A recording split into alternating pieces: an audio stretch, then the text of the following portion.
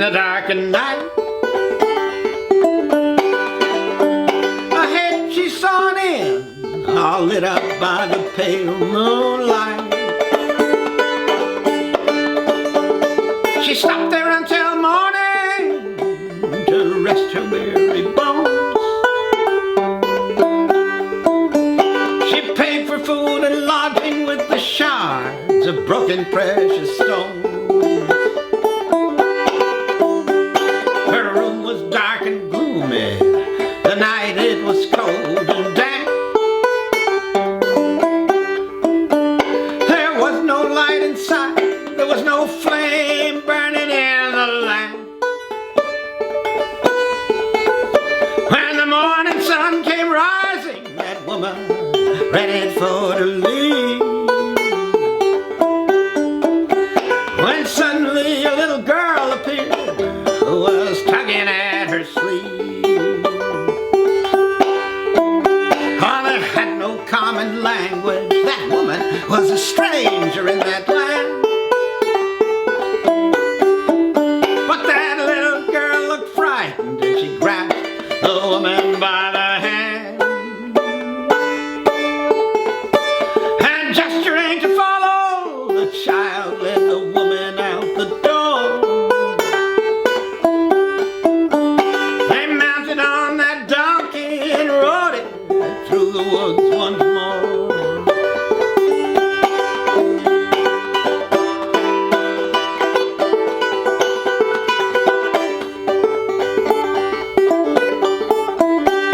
A raven flew above them and followed them for quite a ways. Oh, those woods were getting denser, passing through them might take them many days. They had neither food nor water, they saw no other travelers on that route. But somewhere in the distance they could hear the dulcet tones of a flute. That flute, it seemed to call to them, although they knew not why. Yet through the woods they sought it out, beneath the slowly darkening sky. Oh, as nightfall came at last, they felt themselves to be under some spell of a tiny man who played that flute while standing beside an ancient well. With matted hair and stringy beard, he was an ancient creature from the wild. Somehow he spoke that woman's tongue and said, pointing to the child, I see you brought a bride for me. And then he stood there dressed in rags. I've been offered brides before, but they have always been old hags. So I'm glad you brought a fresh one. She's much more to my taste. Just leave her here, you can go. I have no time left here to waste. No idle conversation, you've already been here much too long. Now leave us be gone, old witch, before I do you wrong.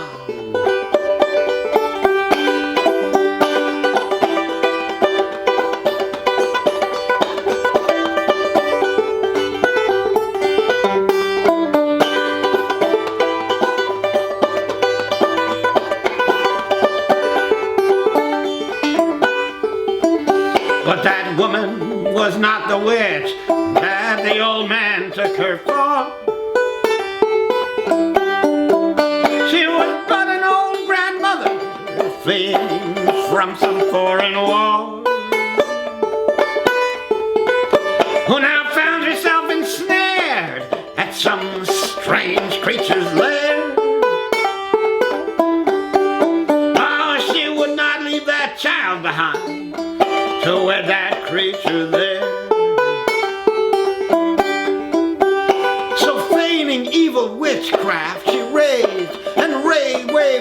good arm. I must not leave you, sir, she said, or this tiny bride will cause you harm. I must use the dark arts on her before you can take her hand, or her magic touch will kill you, sir. Kill you right there where you stand. But sir, I know exactly how to strip this tiny bride of all her power and render her as sweet and fresh as any young innocent flower. But I will need your help so that I can weave my magic spell.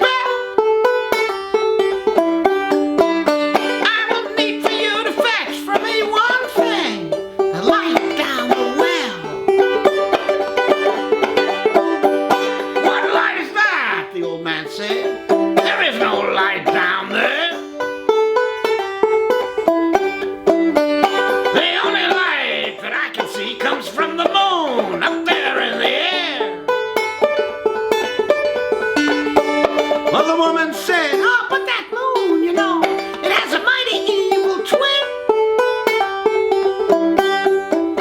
And if you look down in the well, sir, you shall see that twin within.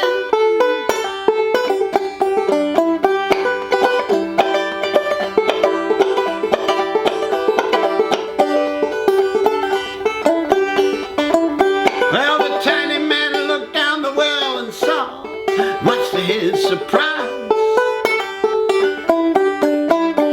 a perfect twin of the moon above that lay there right before his eyes. Well, the woman said, I need that light whose magic comes straight up from hell. So, sir, going down the road, fetch for me that evil light in the well.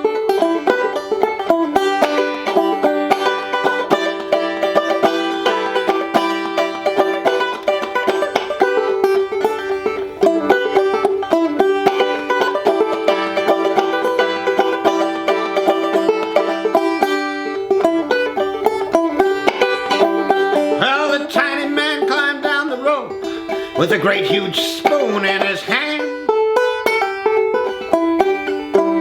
to scoop the moon from the water below and bring it up to dry land. But when he reached the bottom and tried to catch that moon, each time he scooped there was no moon but only water in his spoon.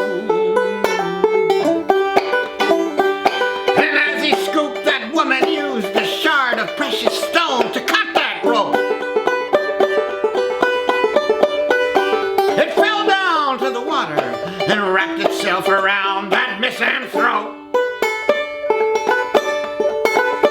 It dragged him to the bottom, it pulled him down as it did sink. 'Twas a watery grave for that tiny man deep down there in the drink.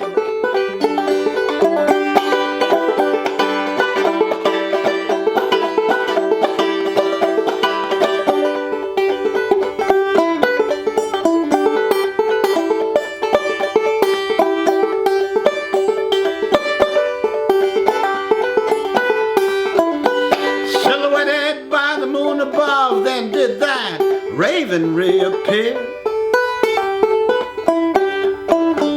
It seemed to say, let me lead the way and I will take you far away from here. So the old woman and the young child, they followed behind that raven's flight, and they were led out of those cursed woods by the end of that long night. And then the raven landed, and then a young woman suddenly stood there, all dressed in black with long flowing locks of her raven hair.